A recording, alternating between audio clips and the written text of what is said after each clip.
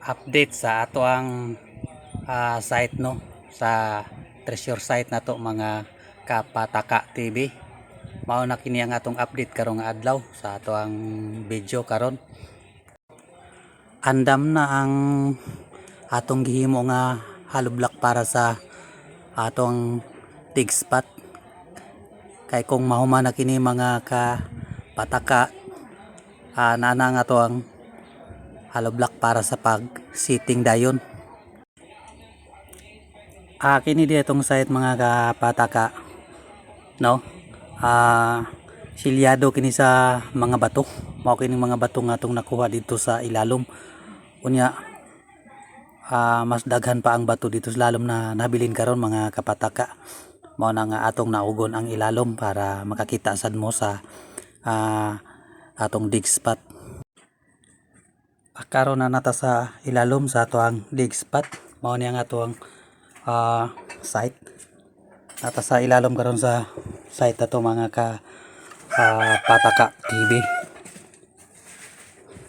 Ako sang iraw na tong kamera para makita ninyo ang palibot sa atong area.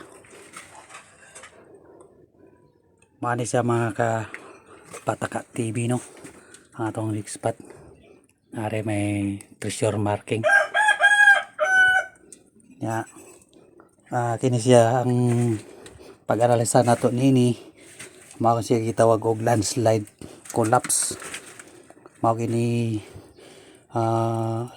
atong na-encounter mga Kapataka dinhi sa tuang channel.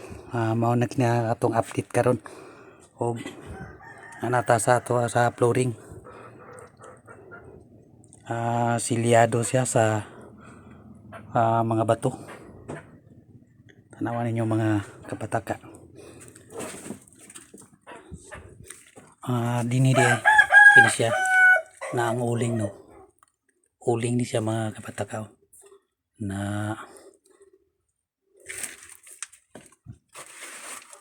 niya dini sa center niya. Dini nato nakuha ang artifact sa botelya nga kulay gray.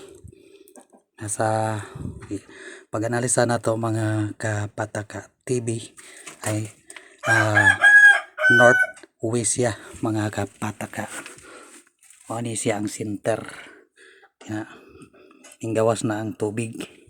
Hapit na nato ma-develop kining maong area mga Kapataka no. Landslide collapse ni siya mga Kapataka.